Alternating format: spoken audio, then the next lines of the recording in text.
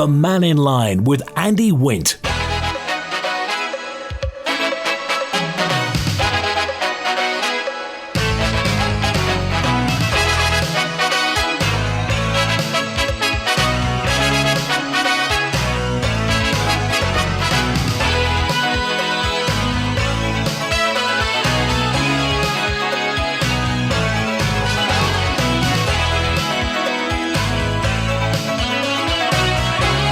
Faster by, good afternoon.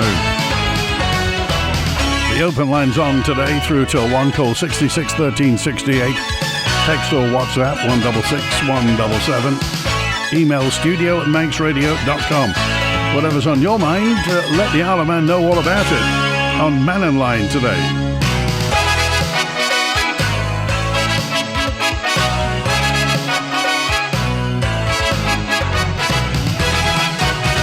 I've got to say thanks to everybody at the prison yesterday. We were live from Isle of Man Prison. It's over 20 years since I did a broadcast from the prison. Last time was when it was Victoria Road. I have to tell you, the new prison smells a lot better than the old one. But then again, they did slop out at Victoria Road. But thanks to the Governor and the Deputy Governor, Leroy Bonnick and Martin Phillips, for their help yesterday in facilitating all that. And all the people who work there talking about, and particularly on the rehabilitation side of that. We talked about it many times on Mannin Line about getting people who are in prison, and particularly obviously the Manx people, not the ones who'll be shipped off when they come out, but the Manx people back into something like a normal life. It was interesting to hear what John had to say, the man in charge of the workshop where they teach skills. That lots of the people had never ever learnt skills.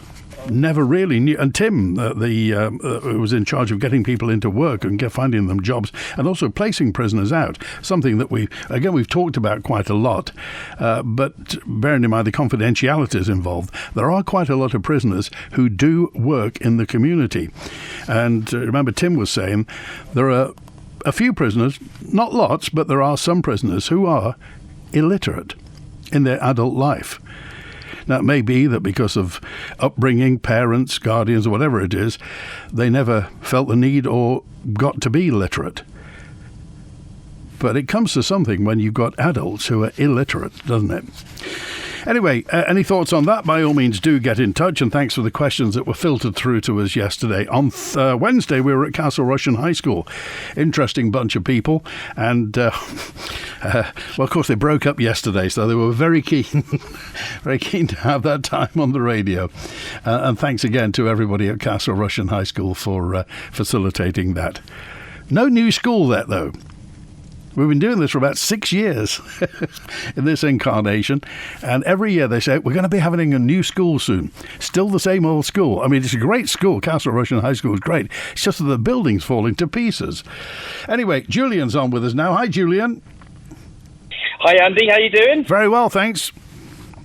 Good. A couple of interesting newsworthy articles to do both with Orsted's Moor Vannin proposed wind facility off Mackald and also Caervai at Erie Stane.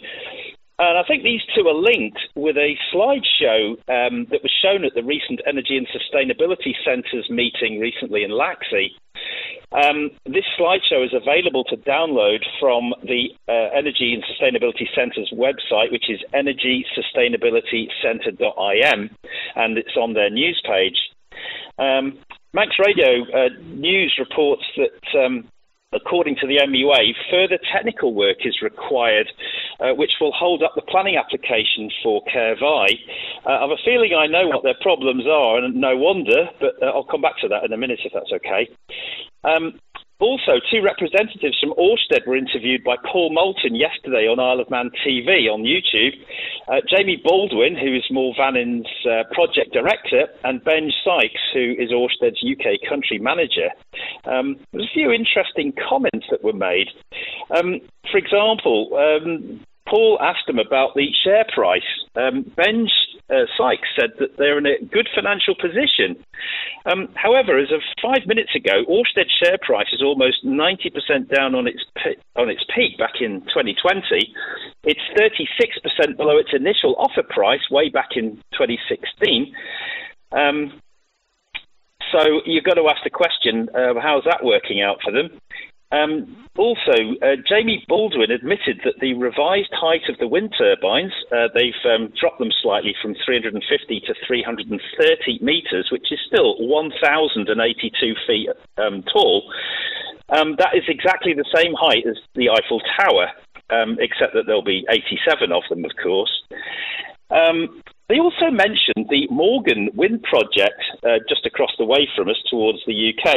It was mentioned as a reason to go ahead with Mannin, as it would be close to our territorial boundary and so would be visible anyway.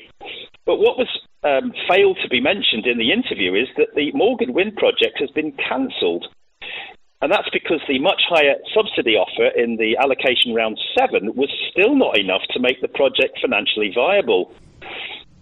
It's also interesting to note that not only did ENBW, who are the guys that were trying to do Morgan, they've had to fork out £1 billion in impairment fees to get out of the project. But it was also paying the Crown Estate £168 million a year for its seabed agreement for lease, which is 3 times as much as Ørsted's £57 million for here, and it's the same size. Morgan was around 1.4 gigawatts, which is the same as Mannin, but they've been paying the Crown 3 times more than what Ørsted are offering us. Right. So, what was your thing about the infrastructure? What did you want to say about infrastructure? Yeah, this is to do also with what David Quirk has been saying. He's got this paper out which is saying that the island would have 120 megawatts of wind energy, probably 20 from Erie Stane and up to 100 from Mannin. This is the David Quirk who's involved in Danish wind, isn't it? Not the David Quirk with the solar panels in Onken. That's right, yeah, Dr. David Quirk. He also stated within it that the electricity price to us would drop from the 29.5p that you and I talk about to just 10.6p. The thing is, though, if you look at his paper, his assumptions have left out several crucial issues and costs. He hasn't considered multi-day or multi-week wind drought conditions. His figures are only considering a day or so. And as we all know, our electrical demand has to be met at all times, which Pulrose has done perfectly for 23 years, by the way. He also doesn't address the handling of surplus generation from wind. So he's not mentioning that curtailment might even be an option, shutting them off if we can't take it. So his assertion of reducing our electricity bills to a third of what they are now at 10.6p doesn't take into account huge costs of additional storage for multi-week wind droughts. So is that batteries, which will be 30 million plus, or if it's pumped hydro, as he's mentioned on your programme recently, that will be in the hundreds of millions, especially considering that we're a small island, so economies of scale and getting everything here. And also, wind turbines don't produce inertia. And the argument going at the moment is you have to have a safe level of this sort of push through with these big turbines of at least 50% of whatever electricity you're using has to have inertia in it. So he also hasn't taken into account loan repayments, because I assume we're going to have a massive loan to buy all this stuff, because you're going to have huge batteries, you're going to have all the balancing system as well. So I hate to say it, but if you actually take all these enormous costs, I think you're going to be looking at somewhere between 90 to 140 pence a unit, not the 29.5 we're having now. So the thing is that they've not told us, or nobody's told us, what the infrastructure cost is going to be, whether it's connecting the big pipe that's going to come in at Groudle Glen with the electricity, as you say, balancing it into the system, any resilience that needs to be built in. And again, we don't know. We're told that we need something, but again, no price, not even a ballpark figure. It's interesting. I like that you use the word resilience, because at the moment, that inertia, the thing that keeps the system stable, Pulrose is producing 100% of that. I mean, I don't know about you. I can't remember a full system shutdown on the island in the 23 years it's been open. I can't recall. I know they used to have them in the old diesels in the old days. Oh, crikey. It used to be every other Sunday when the diesel was running. Yeah, so it's been 100% reliable and 100% inertia. So what we're kind of talking about is an incredibly expensive, much more fragile network for the island. Okay. Julian, just for the record, yeah. Julian, are you against wind turbines in principle, in practicality? Do you not like the idea of them? Would you stomach them under any circumstances? Well, no, because I follow what happened in the past. In the 1930s, they had the same problems. All they're trying to do is they're trying to engineer their way out of it, and now they're hitting all kinds of other problems, like warranty claims now are going through the roof. As the turbines are getting bigger, you're getting warping and you're getting massive strain on the gearboxes, and they're constrained by how much money they can throw at R&D and making the thing. So it's a bit like everyone driving around now. Instead of in a nice, reliable car, they're trying to do these things like a Formula One. You know, you're in the pits every 3 minutes because the engine's blowing up or whatever. Okay, so what sort of net zero electricity would you favour? Well, I mean, we've had this conversation about geothermal, and people sort of just default to David Quirk, who seems to think that it's not viable. And yet we had, I think it was a Dr. Anthony Williams who came over to the island in 2018, who's the guy that works for an energy company that are doing those small nuclear reactor in the new installation in Canada. Yeah. And he said it was absolutely viable, and he thought 32 to 34 degrees Celsius per kilometre drilled down. So he said, you know, you get your drills down there, and you can. That's one way of doing it. So, and there's a company that's offering to do it for free. There's a company that's offering to come and do a test drill for free. Why wouldn't you do that, Andy? I mean, why wouldn't you do that? It seems like a no-brainer to me. It's, you know, you've got no visibility problems. You're not affecting the views like 87 Eiffel Towers are going to do. And it's, you know, the one at Larderello in Italy has been going, I think they've been running 97 years now off the same kind of area. Okay. All right. So, I don't know. It's definitely worth trying. Good to hear from you, Julian. Have a good weekend. Thanks for being with us today. You too. Thanks, Andy. 18 minutes past 12. Howard's on now. Hi, Howard. Hello, Andy. Just listening there on your news bulletin that the Ben McCree's gone to Larne in Northern Ireland. So, and last week, or early on this week, the steam packet was saying that the Arrow is coming back on to service the freight. Well, if you look at the vessel finder, AIS, and even if you want to Google, the Arrow is still in Poland and has been there since May. Poland? Yes, she's in Gdansk. And she's having repairs and, just general fittings. Right. She's there, and according to this, she's been there since the beginning of May. So why are the steam packets saying she's on her way to cover the Manxman's demise, which I know and always has been awkward getting into Cammell Laird for any fittings, etc. You have to pick your date and hope for the best. But in the middle of the summer, going in for a planned maintenance check for a major ship that we have for the steam packet. Well, they've not said what it is. I mean, it's not just a paint job she's gone to Cammell Laird for, and it may be, and again, everybody talks about this, what they call it, the perceived vibration. The perceived vibration. Well, there's nothing perceived about it. That rear end, the stern of the Manxman, clanks around when she gets off. It's like, I've not been on it, I'll be honest. Oh no, there's a vibration. No, there's nothing perceived about it. There's a if you sit in the cafe at the back, it'll make a milkshake out of your glass of milk for you. Yeah, they had a similar problem with the Mannin, with the engines were a minuscule amount out of line, I believe, and once they got that cured, they were away with it could be, you're talking only millimetres, and that would be a vibration. But we've got no ship that's doing freight this morning. Right. The one that would normally do the freight has gone to Larne, which is necessary because the people are here on holiday from the Northern Ireland. But our grandson was on the boat last night, and he said you could not move or breathe on that boat. It was packed solid. And he said you couldn't get out of your seat because if you did, somebody else would dive into it. Well, the thing, Howard, the schools are broken up now, so exactly. Well, that was what he said. Yeah, and I'll tell you, I mean, this is on a personal note. My daughter and her family are meant to be coming over from the Files next week, and they had the email to say the boat's been cancelled. So they're now coming a day late of their holiday, caused by the fact that the steam packet doesn't have its ducks in a row.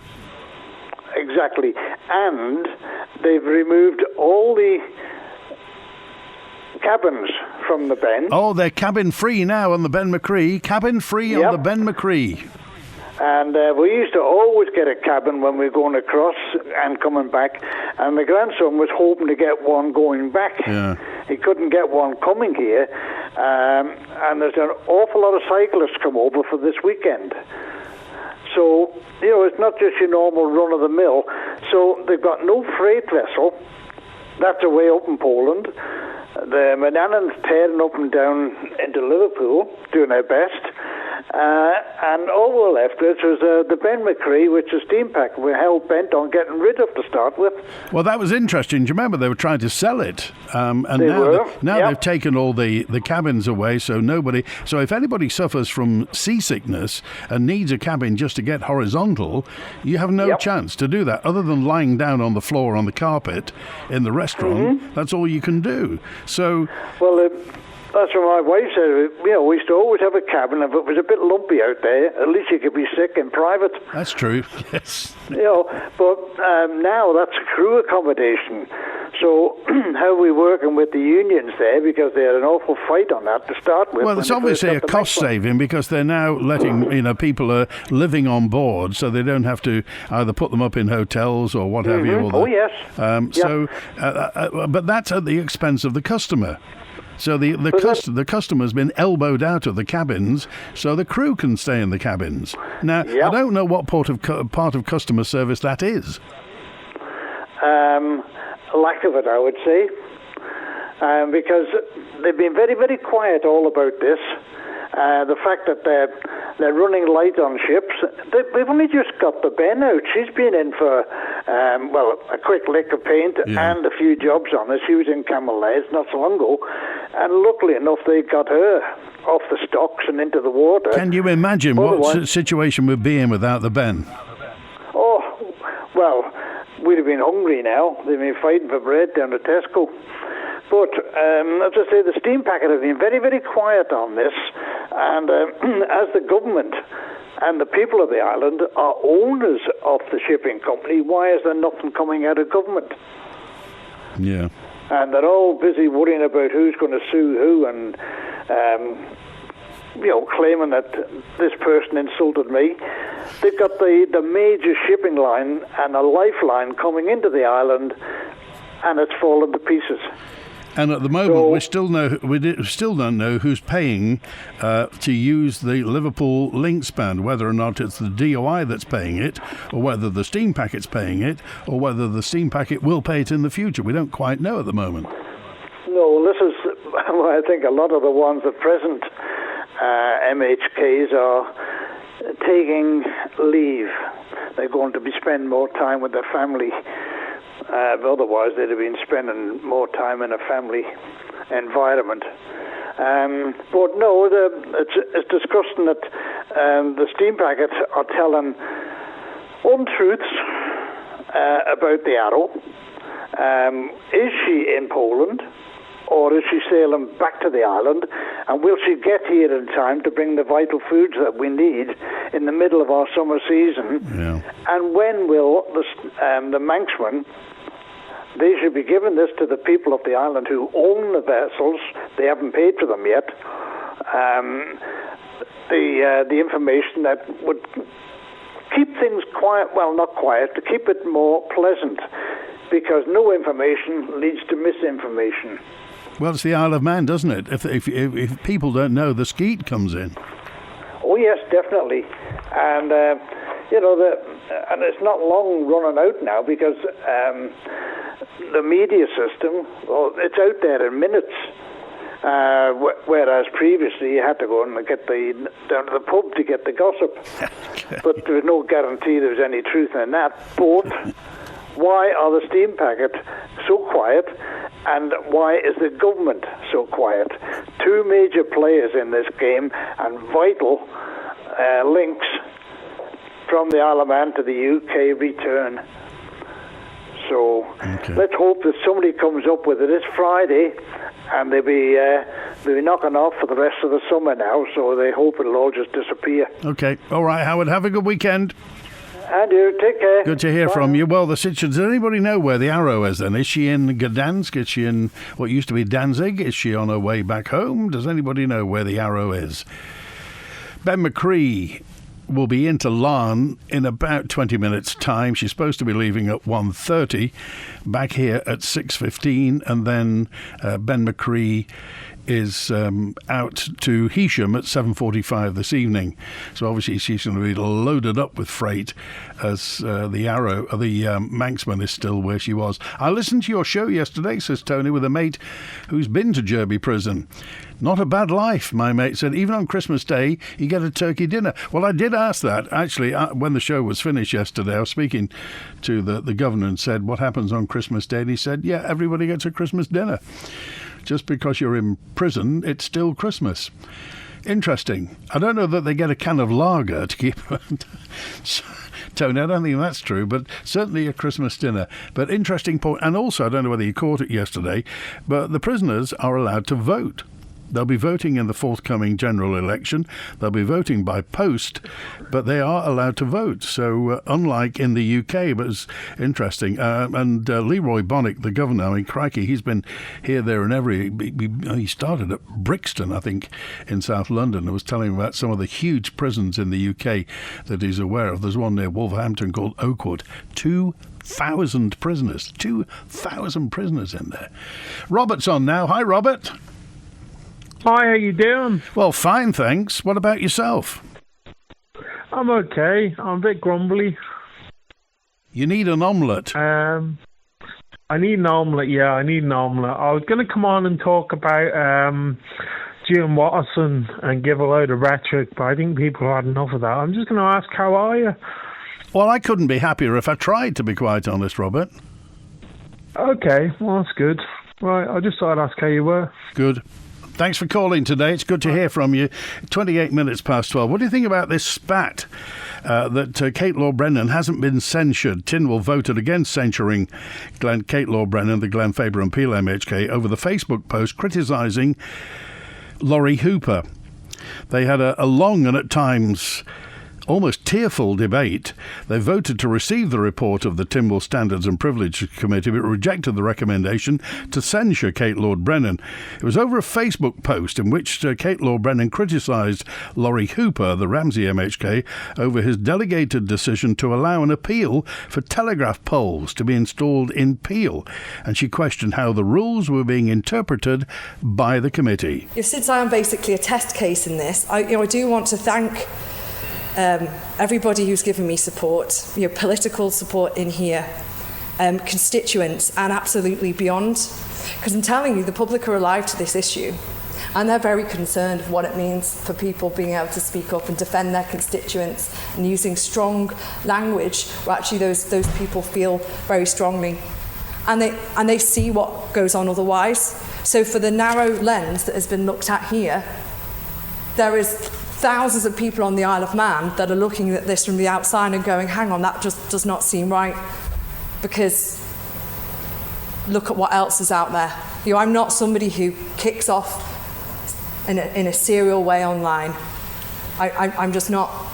I'm not on Twitter, right? So I'm not in that. Twitter is a vitriolic bit. People can look on Twitter themselves and actually see some of the stuff that goes on there. So absolutely, Mrs. Barber's right. Anybody who's saying that it's really important that people think about how they treat each other and all members should be accountable for how they interact, I agree. But that's not what's happening here, because I'm being treated differently for whatever reason. That is exactly what's happened. Now, I'm not asking this court to decide that members of Tynwald are above standards. We're not. I'm not even asking for special treatment or claiming that political office gives any of us, the right to bully or harass another person. It does not. I'm asking the court to consider something much more important, which is whether a new rule introduced with one purpose has now been interpreted so widely that legitimate public expression can become selective grounds for investigation and censure. Any thoughts on this? Essentially, it's two politicians falling out, but I just wonder what you thought. So Kate Lord-Brennan said she's had a lot of support from constituents. I just wonder what you think. A note in from G on text who just said, if the energy Laurie Hooper's put into cancelling the bishop and picking fights with political colleagues had been put into improving our lives, Mr Hooper would deserve to be applauded. Well, he topped the poll in Ramsey last time, and he's standing again. 29 minutes before 1. The Arrow has just left Gdansk, I'm reliably told. Texter 816 says Arrow has been in Gdansk for a few days, just left Gdansk doing 5 knots. 5 knots. Destination Heysham. Crikey, how long is it going to get here doing 5 knots? Right, any thoughts? Text email. Did you go and see Katie Hopkins last night, by the way? Here at Q-Plus, we're not just blue, we're green. From smart boilers to heat pumps, Q-Plus supply products from the leading brands in renewable energy for a cleaner, greener home. So call into Q-Plus on Snugborough Trading Estate, the island's largest independent plumbing and heating merchants for trade and retail. Or call 673 131 to talk to our friendly experts about the latest cost-effective products in home heating and find out what we can do for you at Q-Plus. Direct cremation is just that. An affordable and simple cremation without all the costs associated with a funeral service. Find out more by visiting directcremation.im or phone Direct Cremations on 478422. Charity of the Week, brought to you by Kell Properties. A Little Piece of Hope provides practical and emotional support to bereaved families and seriously ill or disabled children up to 21. From funeral costs and hospital travel to equipment and mental health support, we're here when families need us. Visit alittlepieceofhope.com to donate, volunteer or get involved. Together, we can bring hope when it's needed most. This advert is brought to you by Kell Properties. At Bond Fabrics, we're not just a fabric shop. As well as curtains and upholstery and dress and costume fabrics, we've knitting and crocheting wools, made-to-measure curtain and blind service, plus poles and tracks. Visit Strand Street, Douglas, call 611856 or see bondfabrics.im. This August, one of the world's most loved musicals comes to the Gaiety Theatre. Taylorian Productions proudly presents Andrew Lloyd Webber's spectacular Cats from the 5th to the 15th of August. Experience breathtaking costumes, unforgettable music, stunning choreography and the iconic song Memory in a magical production the whole family will love. Don't miss your chance to witness the Jellicle Cats come to life. Book your tickets now at villagaiety.com or by calling 600 555. The Mannin Line with Andy Wint. Well, fast am I. Good afternoon. We're on till 1 o'clock today on the open line. Text, email, call and WhatsApp. And next Wednesday, the Chief Constable's on. Russ Foster, Chief Constable of the Isle of Man Constabulary, will be on Mannin Line. 2 weeks today. Is it 2 weeks today? 3 weeks today. 3 weeks today? 2 weeks today. No, 2 weeks today is the 7th. And that's it. Friday the 7th is the Royal Manx Agricultural Show. And we'll be live at Nokelo doing Mannin Line live in the open air, hopefully in the sunshine as well. Dewan's on now. Hi, Dewan. Hey, I've got a spare set of boxing gloves for them down at the House of Keys if they want them, Andy. Sounds like it's getting interesting down there. What do you think of this? Well, and it's a bit of a spat there. I don't know whether, I mean, Kate Lord-Brennan has publicly shown an interest in reformation of government, so I'm just wondering whether they don't want Kate in a position where she can do change. I don't know. The time will tell on that, I think. We've always had spiky politicians. I mean, spiky politicians are surely good because it gets stuff done. It does. I'm referenced Laurie Hooper got in by a good margin last time. I don't think he's going to get in by a good margin this time. Well, the one thing you can't... hang on a minute, by the way. If Laurie Hooper's standing in, Ramsey also standing, Ewan McGuinness and Robert Cowell. Yes. They're all standing as well. So, talking of Laurie Hooper, he's a very honest politician and is not afraid to disagree with people. Even, he won't tell people what they want to hear. He tells it how he says it. I'll go along with that, but there's so much time wasted, as your previous text has said. There's been so much time wasted on the Liberal Bannon's approach for the Bishop this year and things like that. He hasn't done himself any favours, nor has he done Liberal Bannon any favours with that. There's bigger fish to fry than messing around with that, and a lot of time has been wasted on these type of things. But anyway, did you go to Katie Hopkins last night, Andy? Sadly, no, I didn't. You didn't. I think the governor sold his tickets. Their seats were full. I believe Katie went up to Government House though and spoke to him, ex-military and all that. So she went up and had a chat with him. Were you there? I was, yeah. Good show, polished show. I'm sure someone's going to come on and say about polishing something soon. But it was a good show. Warm-up artist was absolutely fantastic. Everyone was laughing with her. So a good artist, a lot of comedy, a lot of laughing. What more could you ask for? Who was the bucket collection for at the end? The bucket collection at the end. Let me get back to you on that one, Andy. She normally has a bucket collection, doesn't she? Very surprised that she didn't sell any merch last night, because normally the shows these days rely on merch, but there was no merchandise getting sold last night. But a good show was had by all. No trouble, no trouble whatsoever. The bard didn't show up outside, did he? The bard didn't show up outside. I think he's working on some poetry for his sellout show. What was the upshot? What was the thrust of the show? What was it about? Well, I think Katie's format is she does wherever she goes is like the first bit is local, so she gathers local information and does local. Russell Brand does the same with his show. They does the local stuff, and then she goes into her national politics and laughing at what's going on, laughing at the madness of the world at the moment, Andy. And I think that's it. Everyone gets it because they know exactly what she's talking about. It's just laughing at the madness of the bureaucracy of what's going on, and everyone's aligned. Everyone that sat in there was aligned, and I don't think Bonzo was there though. I don't think so. You can ask him when he comes on. Just on your programme from the prison, right? Leroy Bonegg, isn't it? Is the I was just reading up on him last week on the places that he's been and stuff. Yeah, it's quite easily findable on the net. But I'm just wondering, Andy, did you get any insight as to the high turnover of staff coming in and out of there?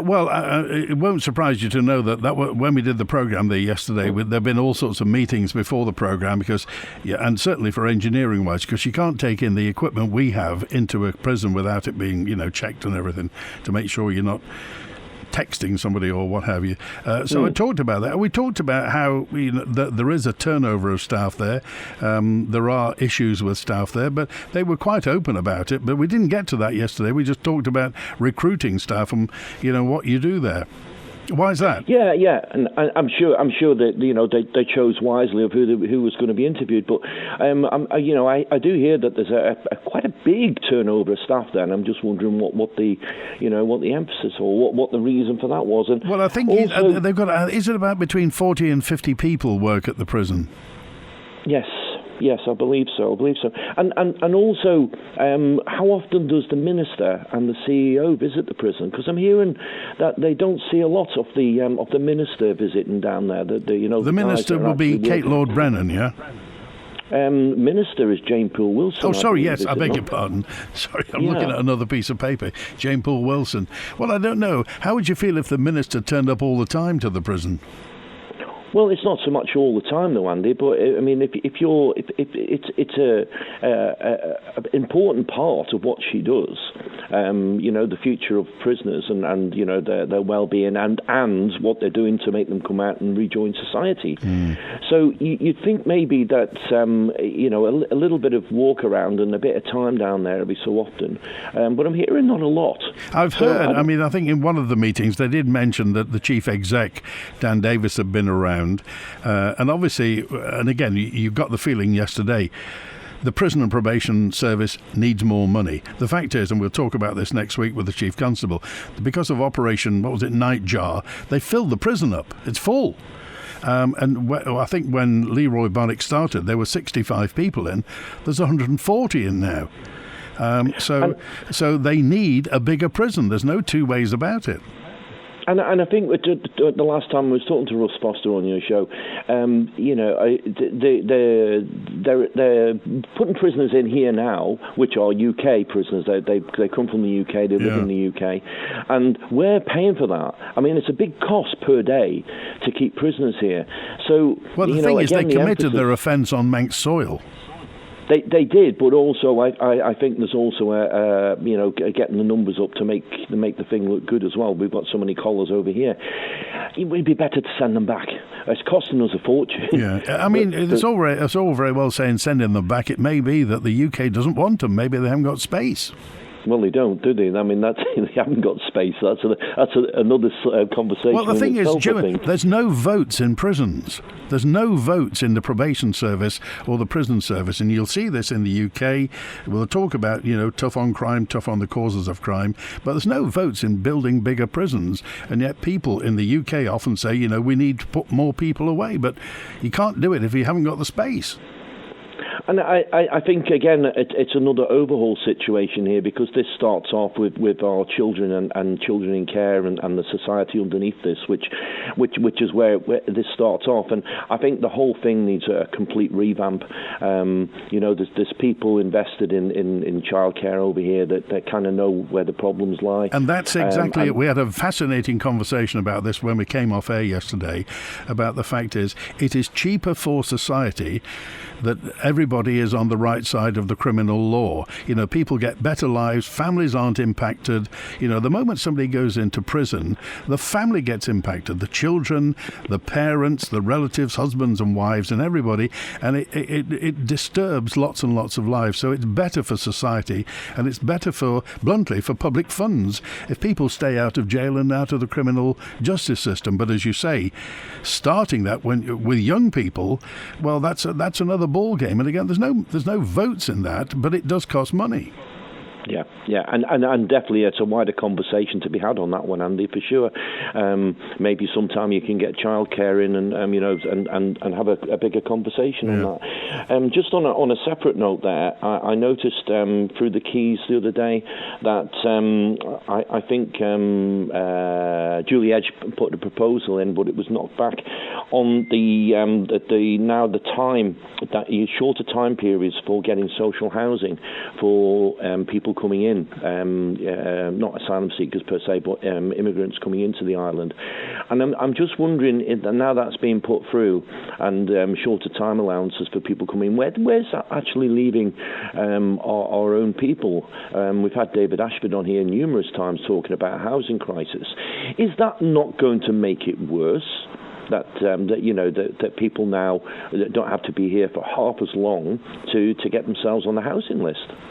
Well, 5 years ago, I remember talking to every candidate, and they were all kind of talking about housing and how important it was, and what's happened in the past 5 years. I mean, the only people that have built lots of houses are Dandara and the other private companies. Until we build more houses, we're going to have the same problem. It's like trying to get a quart into a pint pot. And affordable housing at that, Andy. You see, I mean, people come on and they talk about the price of rents and private landlords, etc. But you look at these houses down at Ballasalla, for example. I mean, they're what, 300,000? Yeah. So for an average investor to buy one of them and just rent it out, to get a 5% income on that, where does that leave you with rent? and people are complaining about that. So the price of houses is just it's very, very high for people getting on the ladder. So, somewhere along the line, government have to somewhere intervene with affordable housing for people, which, like we said, we talked about this in the show many times, and we talk about crisis, but nothing's being done. To me, if it's a crisis, then we should be doing something. Grab a brownfield site, let's get some emergency housing on there, get these people housed. Well, it's amazing, isn't it? How quickly, if you look now, if you go to Tesco at Lake Road by the harbour in Douglas, you'll see how quickly Dandara are putting those flats up now. They're not stopping to breathe. Those flats are nearly built. They're not fitted out, but they're nearly built. Whereas, how long did it take for the nurses' home? It was years. And therein lies another bigger conversation, the cost of that. I mean, they're not, what was it, 1,950? I think that one has just been advertised for rent. Who can afford that? And actually, who is actually in there? That's the bigger question. And the coffee shop's not open either. The coffee shop's not open. I remember Laurie Hooper at the meeting when we spoke with Manx Development saying that these were going to be for key workers and people at the hospital. But the question then had to be asked as well, they're not putting parking spaces in here.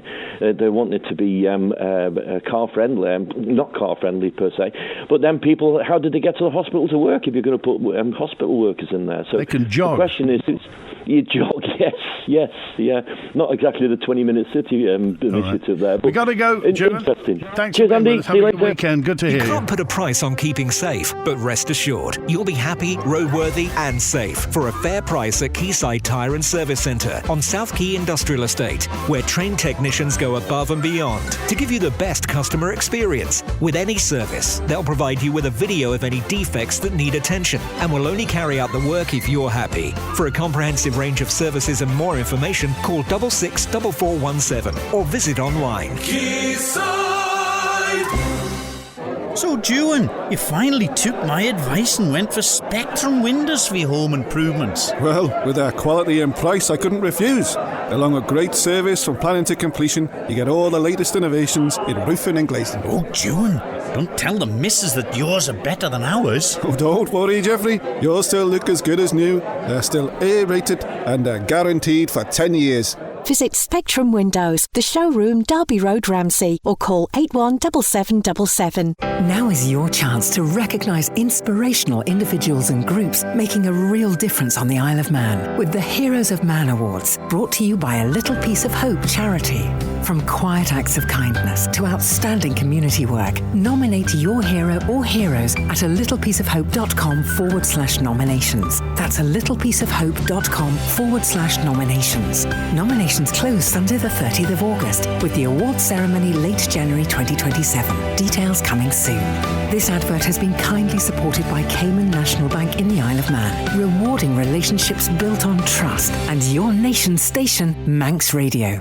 If you run a small business or just need more room in the back, Philshore Vehicles has the perfect van or light commercial for all your needs and can sort out any finance. Based in the Tremode estate, view philshorevehicles.im or call 49 51 49. The 2026 Commonwealth Games are underway in Glasgow, and Manx Radio is bringing you all the action from the Scottish city. We'll be bringing you daily coverage of Team Isle of Man's mission to shine on the global stage. Each day we'll be bringing you our daily live Commonwealth Games blog on the Manx Radio website, giving you minute-by-minute updates on our Manx competitors, as well as news, interviews and more via the Manx Radio Sport Facebook page. So if you're following Team Isle of Man in Glasgow, make sure to check out all the latest at manxradio.com and follow Manx Radio and Manx Radio Sport on social media. The Mannin Line with Andy Wint. Thank you, Matty. International gas and oil prices are rising again, yet the boomers over here are trying to stop us diversifying into wind because it blocks a tiny bit of sky and sea views.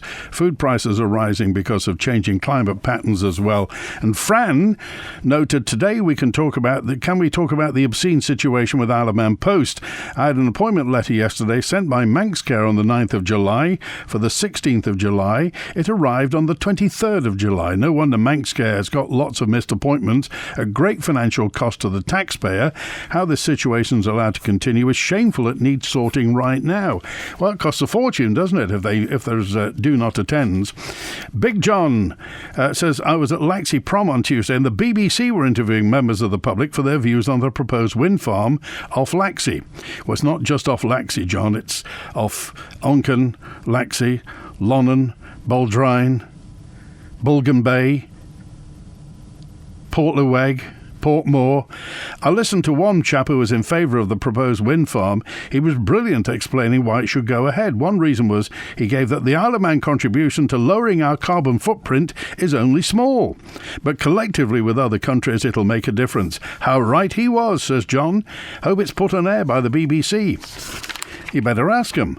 Roy says, anybody at all mentioned the loss in property value for houses looking out to sea on the east?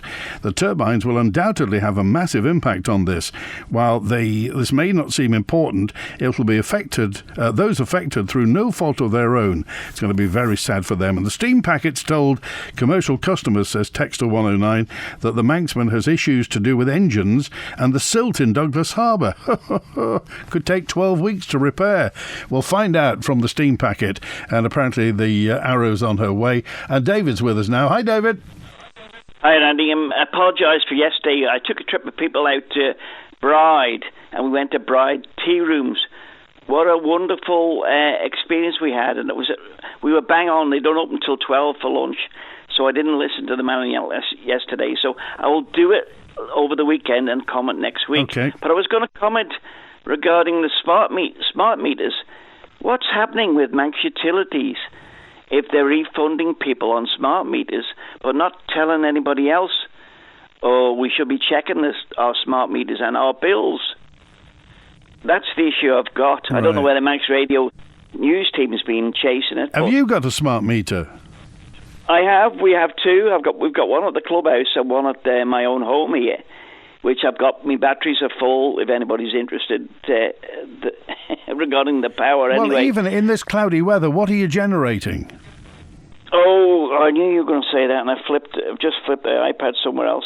I'm doing about nearly 2 kilowatts, and the battery's 80% full. Okay, and that's with full cloud cover. Well, it's not cloud. You don't need the sun. It's the light. Do you know what I mean? I'm no expert on it. I'm not like the guy from who's the professor from somewhere foreign anyway. But we need to get Andy. We need to find out what are we going to do if we're not going to do something. If we're not going to have wind turbines even on the island. I'm in favour of them being on the island no matter what. Okay, I'm sorry for the people who live down south, but we'll have to do something, won't we? We just can't put our head in the sand and say our bills are not going to go up. They definitely are. And what are we going to do? Right. That's the issue. Whether we have PV panels, what's the DEFA and the DEFA minister actually giving us with these new green living grants? Nothing. Would you be Would you be supportive of wind turbines if they were at the Clips? Would that be okay with you? And the Clips Reservoir. Yeah, just by Onken. Yeah, it wouldn't happen there. There was a thing to happen further up in the Windy Corner. Yeah. Do you remember that was donkeys years ago? Yeah. One of the just to do was Russian mines was definitely one of them to have a turbine, and that was only one turbine. And the other one was Windy Corner. Because if you've ever been, and we went over the mountain yesterday, that wind in the afternoon was terrible. And the first time I've ever seen a bus, a double-decker bus, actually travelling on the mountain, never seen that before. And I don't know what it did, because it stopped at the cafe at Snaefell there, at the bottom. Maybe they had a load of kids on because they were breaking up, weren't they? Yeah, they were yesterday. So tell me, with your smart meter, do you have it linked up to your smart device? So you plumbed into that? Yeah. But the difficulty I've got is not the one at home, the one at the clubhouse for the football club, is reading it, is assessing it. But maybe that's my fault for not getting the technical leaflet on it to say what it can actually do. And the beautiful thing you can do, because I did it the other day there, I rang up the Manx Utilities and asked them for a reading. And they give it to me within seconds. Right. They can hook to it straight away and tell you how much you've produced electricity and how much you've gone back to the green grid or whatever onto the system. All right. Have a good weekend. She wouldn't admit it. 9p. Right. Thank you. Cheers now. Have a good weekend. Here's Bill with us now. Hi, Bill. Hello there. What's on your mind, Bill? I've been reading on Facebook. There's been over charges on Max Utility electricity, and I'm amazed that the company has not made an official announcement. It seems to cover people for £50, £100, £150, £200, significant sums of money, and I can't understand why someone hasn't posted a news posting to explain how this has happened. And I'm not even sure if it's only smart meters. Is it all meters? Is it localised to certain areas? Is it, what's going on? Do you monitor your usage, Bill?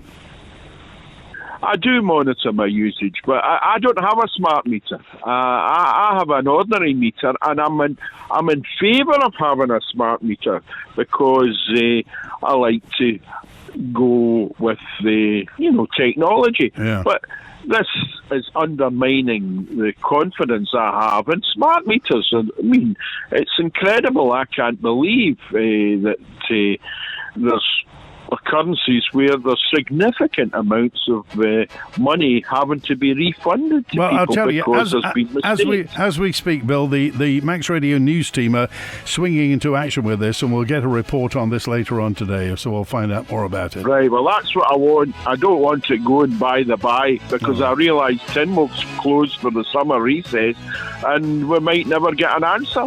Have a good weekend. Thanks for calling, Bill. Thanks. 4 minutes before 1, that's it.